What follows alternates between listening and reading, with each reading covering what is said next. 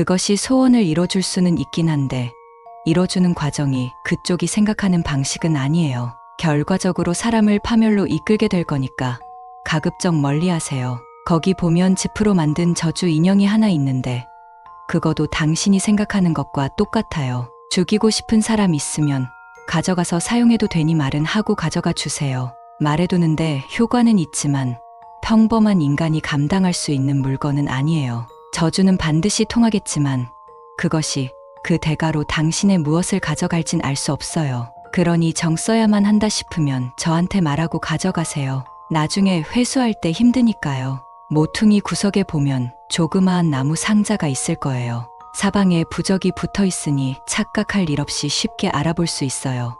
동양에서나 볼 법한 물건이라 이질감이 들 텐데.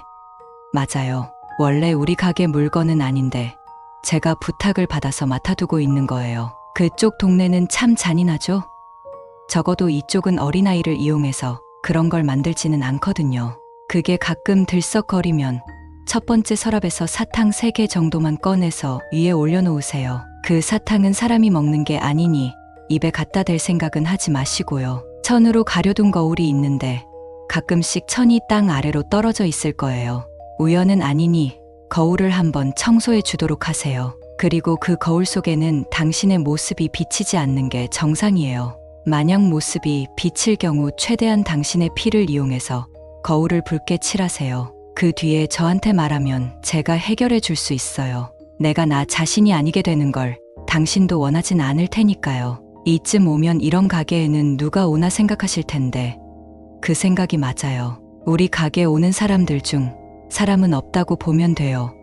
너무 겁먹을 필요는 없어요. 걔네들도 물건을 사러 온 거지 직원을 건드리러 온 건 아니니까요. 너무 무례하게만 굴지 않으면 당신이 생각하는 그런 일은 없을 거예요. 물건은 황금 상자랑 정원의 소녀 인형을 제외하고는 다 팔아도 돼요. 저 2개를 구매하려고 하는 고객이 있다면 정중히 쫓아내세요. 그건 자기 자신이 가진 그릇의 크기도 모르는 놈이니까요. 감당하지 못한 손님은 물론이고 물건을 판 당신한테도 해가 끼칠 거예요. 판 물건은 시간이 지나면 다시 가게 안으로 돌아와 있을 텐데 정상적인 거예요. 그래도 다시 돌아오기 전까지는 신경 쓸 일이 하나라도 줄어드는 거니 최대한 수완을 발휘해서 많이 팔아보세요. 혹시라도 못 보던 인형이 땅에 떨어져 있으면 다른 인형들 옆에 조용히 갖다 놓으세요. 우리 가게에 와선 안 될 손님이 들어온 거니까요. 그 인형이 하는 말은 신경 쓰지 말고 무시하세요. 저도 어쩔 수 없어요. 제가 있을 때 들어왔으면 말로 타일러서 돌려보냈을 거예요.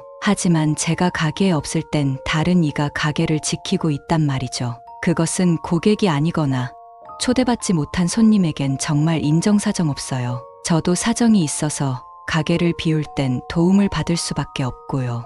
안쓰러워하는 마음은 이해하는데 그냥 가슴속에 간직하세요. 원래대로 되돌릴 수 없냐고 생각하실 수 있을 텐데요. 고기를 익히는 건 쉬워도 익힌 고기를 다시 생고기로 만들긴 불가능하잖아요. 비슷한 원리예요.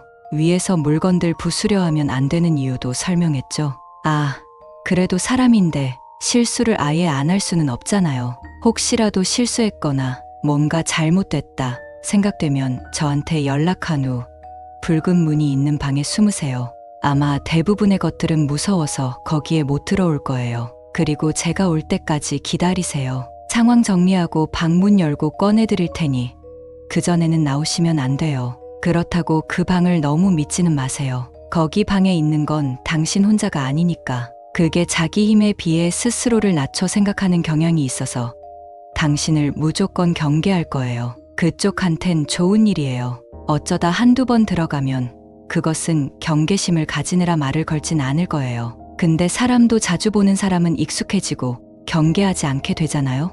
만약 그게 말을 걸어온다면 차라리 문을 열고 나가서 밖에 있는 애들이랑 싸우세요. 그 편이 무조건적으로 낫다고 확답 드릴 수 있어요. 이건 정말 확률 낮은 이야기라 크게 신경 쓰지 않아도 돼요. 거센 폭풍우가 몰아치는 날, 밤에는 검은 정장을 입고 중절모를 쓴 남성이 찾아올 수 있어요. 그가 황금 상자를 달라고 할 거예요. 황금 상자를 그에게 건네주세요. 상자는 더 이상 당신을 유혹하려 하지 않을 테니 걱정 안 해도 돼요. 그가 왔다는 건 상자의 새로운 주인을 찾았다는 이야기예요. 집으로 돌아간다면 가족들을 안전한 곳으로 옮기거나 비상식량을 충분히 구비해 두세요. 그 남자가 왔고 황금 상자가 세상에 풀려났다면 예외 없이 큰 혼란이 발생할 거니까요. 세계 3차 대전이 바로 내일도 벌어질 수 있다는 얘기예요.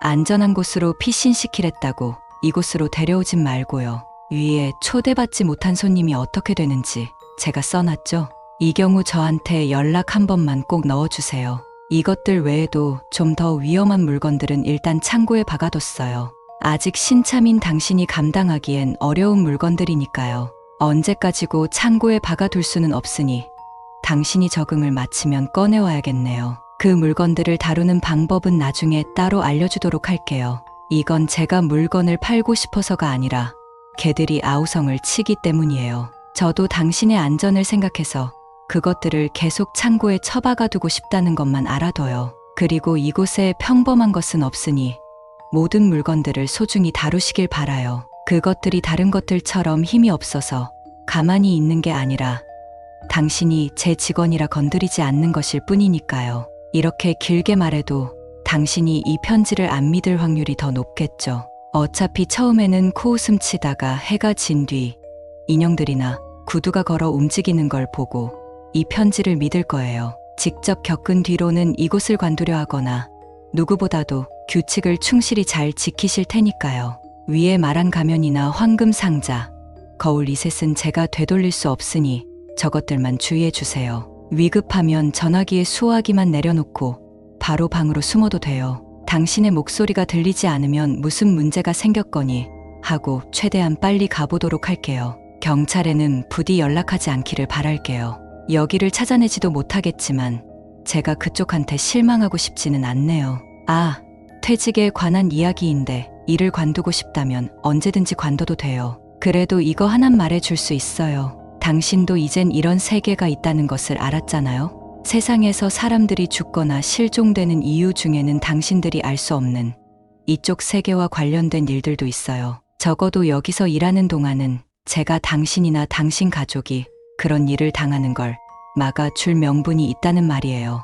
예컨대 눈을 감았다 뜨니 이상한 곳에 떨어져 있거나 길을 걷던 와중 갑작스레 어딘가로 진입하는 일은 없을 거란 말이죠. 물론 저런 일을 당할 확률은 0.1%도 되진 않겠지만 그래도 0%하고 확률이 조금이라도 있는 건 다른 이야기잖아요. 이왕이면 끔찍한 일을 겪을 가능성이 아예 0%가 되는 게 좋지 않겠어요? 당신은 이해하지 못하겠지만 제 입장에서는 이곳에 당신이 꼭 필요해요. 정말로 당신이 없다면 이곳은 제대로 굴러가지 못하니깐요. 평범한 인간이기에 그렇기에 제가 할 수 없고 그쪽들만 할 수 있는 일들이 존재한답니다. 강요할 순 없겠죠. 그만두고 싶다 하면 언제든지 그만둬도 좋아요. 하지만 위험을 감수하고 여기서 일을 하겠다면 저는 최선을 다해 도와줄 거예요. 조금 덜렁대더라도 실수를 하더라도 무사히 넘길 수 있도록 말이죠. 물론 돈도 두둑히 챙겨주고요. 부디 오랫동안 함께 할 수 있길 바라고 있어요. 리사 올림.